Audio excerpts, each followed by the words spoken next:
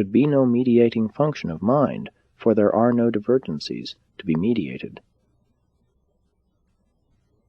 Since adjusters can plan, work, and love, they must have powers of selfhood which are commensurate with mind. They are possessed of unlimited ability to communicate with each other, that is, all forms of monitors above the first or virgin groups. As to the nature and purport of their intercommunications, we can reveal very little, for we do not know. And we further know that they must be minded in some manner, else they could never be personalized. The mindedness of the thought adjuster is like the mindedness of the Universal Father and the Eternal Son, that which is ancestral to the minds of the conjoint actor. The type of mind postulated in an adjuster must be similar to the mind endowment of numerous other orders of prepersonal entities, which presumably likewise originate in the first source and center. Though many of these orders have not been revealed on Urantia, they all disclose minded qualities. It is also possible for these individuations of original deity to become unified with numerous evolving types of non-mortal beings, and even with a limited number of non-evolutionary beings who have developed capacity for fusion with such deity fragments. When a thought adjuster is fused with the evolving immortal Morontia soul of the surviving human, the mind of the adjuster can only be identified as persisting apart from the creature's mind until the ascending mortal attains spirit levels of universe progression. Upon the attainment of the finaliter levels of ascendant experience, these spirits of the sixth stage appear to transmute some mind factor representing a union of certain phases of the mortal and adjuster minds, which had previously functioned as liaison between the divine and human phases of such ascending personalities.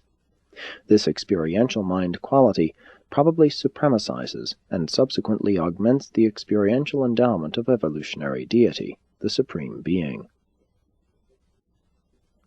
6. Adjusters as pure spirits. As thought adjusters are encountered in creature experience, they disclose the presence and leading of a spirit influence. The adjuster is indeed a spirit, pure spirit, but spirit plus. We have never been able satisfactorily to classify mystery monitors. All that can certainly be said of them is that they are truly godlike. The adjuster is man's eternity possibility. Man is the adjuster's personality possibility. Your individual adjusters work to spiritize you in the hope of eternalizing your temporal identity. The adjusters are saturated with the beautiful and self-bestowing love of the Father of Spirits. They truly and divinely love you. They are the prisoners of hope confined within the minds of men. They long for the divinity attainment of your mortal minds, that their loneliness may end, that they may be delivered with you from the limitations of material investiture and the habiliments of time. Your path to paradise is the path of spirit attainment, and the adjuster nature will faithfully unfold the revelation of the spiritual nature of the Universal Father. Beyond the paradise ascent, and in the post-finaliter stages of the eternal career, the adjuster may possibly contact with a one-time human partner in other than spirit ministry. But the paradise ascent and the finaliter career are the partnership between the God-knowing spiritualizing mortal and the spiritual ministry of the God-revealing adjuster.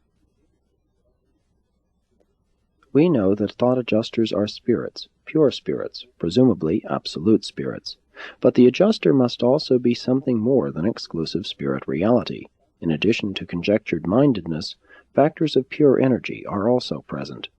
If you will remember that God is the source of pure energy and of pure spirit, it will not be so difficult to perceive that his fragments would be both.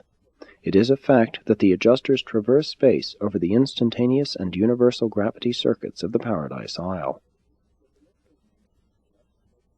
That the mystery monitors are thus associated with the material circuits of the universe of universes is indeed puzzling, but it remains a fact that they flash throughout the entire grand universe over the material gravity circuits.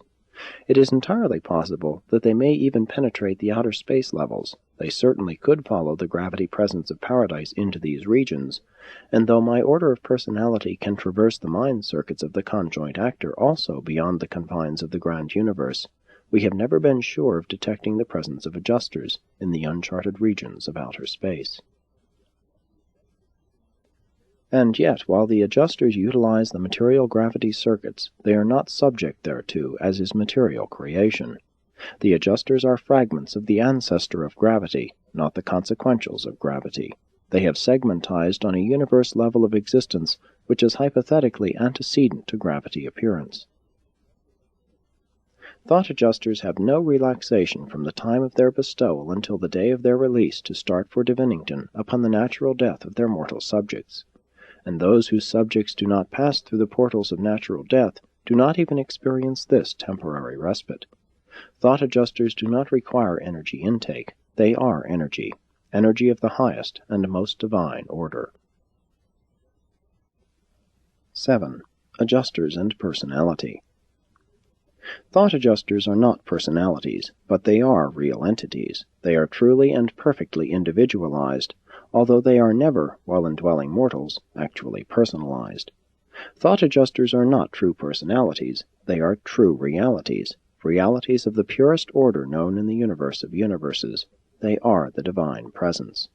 Though not personal, these marvelous fragments of the Father are commonly referred to as beings, and sometimes, in view of the spiritual phases of their present ministry to mortals, as spirit entities. If thought adjusters are not personalities having prerogatives of will and powers of choice, how then can they select mortal subjects and volunteer to indwell these creatures of the evolutionary worlds? This is a question easy to ask, but probably no being in the universe of universes has ever found the exact answer. Even my order of personality, the solitary messengers, does not fully understand the endowment of will, choice, and love in entities that are not personal. We have often speculated that thought adjusters must have volition on all pre-personal levels of choice. They volunteer to indwell human beings, they lay plans for man's eternal career, they adapt, modify, and substitute in accordance with circumstances, and these activities connote genuine volition. They have affection for mortals, they function in universe crises, they are always waiting to act decisively in accordance with human choice, and all these are highly volitional reactions. In all situations not concerned with the domain of the human will, they unquestionably exhibit conduct which betokens the exercise of powers in every sense the equivalent of will, maximated decision. Why then, if thought adjusters possess volition, are they subservient to the mortal will? We believe it is because adjuster volition, though absolute in nature, is pre-personal in manifestation. Human will functions on the personality level of universe reality, and throughout the cosmos the impersonal, the non-personal, the subpersonal, and the pre-personal, is ever responsive to the will and acts of existent personality. Throughout a universe of created beings and non-personal energies, we do not observe will, volition, choice, and love manifested apart from personality. Except in the adjusters and other similar entities, we do not witness these attributes of personality functioning in association with impersonal realities. It would not be correct to designate an adjuster as subpersonal, neither would it be proper to allude to such an entity as superpersonal, but it would be entirely permissible to term such a being prepersonal.